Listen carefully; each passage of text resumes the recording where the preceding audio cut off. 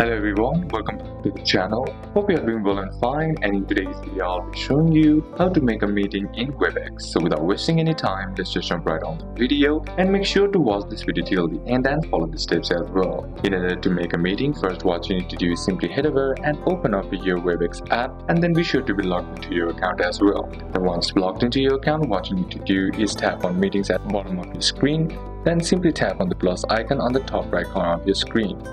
Then once you're inside there, what you need to do is simply tap on start a meeting option, and then once you're inside there, your personal room will launch, and all you gotta do is now use the invite button to share the link.